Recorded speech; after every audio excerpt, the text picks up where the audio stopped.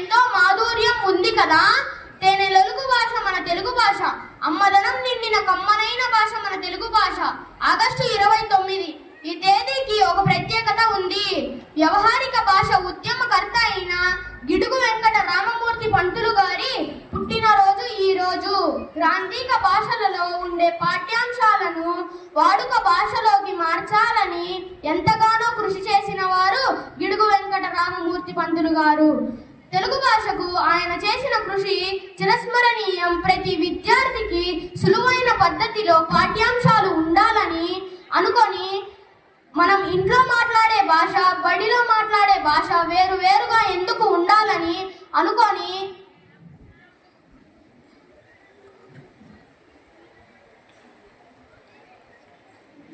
భాష మన తెలుగు భాష, అమ్మదనం నిండిన కమ్మనైన భాష మన తెలుగు భాష. ఆగస్టు 29 ఈ తేదీకి ఒక ప్రత్యేకత ఉంది. వ్యవహారిక భాష ఉద్యమకర్త అయిన గిడుగు వెంకట రామమూర్తి పంతులు గారి పుట్టినరోజు ఈరోజు. గ్రాంధిక భాషలోని పాఠ్యాంశాలను వాడుక భాషలోకి మార్చాలని ఎంతగానో కృషి చేసిన వారు గిడుగు వెంకట రామమూర్తి పంతులు గారు. తెలుగు భాష కోసం ఆయన చేసిన కృషి చిరస్మరణీయం. ప్రతి విద్యార్థికి సులువైన పద్ధతిలో పాఠ్యాంశాలు ఉండాలని ఆలోచించి, మనం ఇంట్లో మాట్లాడే భాష, బడిలో మాట్లాడే భాష వేరువేరుగా ఎందుకు ఉండాలి అని అనుకొని ఉద్యమం చేశారు. ఆయన కృషిని గుర్తించి ఆయన పుట్టినరోజు అనగా ఆగస్టు 29న తెలుగు భాషా దినోత్సవంగా జరుపుకుంటారు. మనిషి పుట్టిన తరువాత భాష నేర్చుకునేది మొదటిగా అమ్మఒడిలోనే. అదే మన తెలుగు భాష. ధన్యవాదాలు.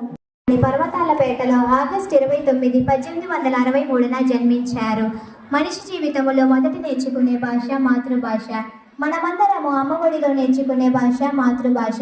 మాతృభాషను మొదటి భాష అని కూడా అంటారు. వ్యవహారిక భాషల ఉద్యమకర్త అయిన గిడుగు వెంకట రామమూర్తి గారు గ్రాంధిక భాషలో ఉన్న తెలుగును వ్యవహారిక భాషలకు తీసుకొని రావడం జరిగింది.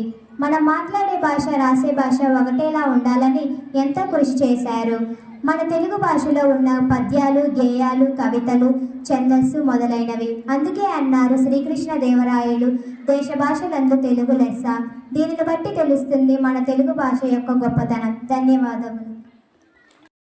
శత్రువు తన చేత దిత్యనేని కీడు చేయరాదు, పొసగమేలు చేసి పొమ్మనుటే చాలు. విశ్వదాభిరామ వినురవేమ, ధనము కూడబెట్టి దానంబు చేయగా, తాను తినగలెస్స దాచుగాక. తేనెటీగ కూర్చి తెరువెరుగీయగా, విశ్వదాభిరామ వినురవేమ. పూజ కన్న నెంచ బుద్ధి ప్రధానంబు, మాట కన్న నెంచ మనసు జుడము. గుణము కన్న మిగుల గుణము ప్రధానంబు, విశ్వదాభిరామ వినురవేమ. అనగనగరాగ మత్స్యలు చునుండు, తినగ తినగ వేము తీయనుండు. సాధనమున పరుగు సమకూరు ధరలోన, విశ్వదాభిరామ వినురవేమ. ధన్యవాదం. దినోత్సవం 2024 పురస్కరించుకొని గిడుగు వెంకట రామమూర్తి గారి గురించి చెప్పబోతున్నాను. తెలుగు భాష అభివృద్ధి కోసం గిడుగు వెంకట రామమూర్తి గారు విశేషంగా కృషి చేశారు. ఈయన జన్మదినమైన ఆగస్టు 29న మనం తెలుగు భాషా దినోత్సవంగా జరుపుకుంటాం.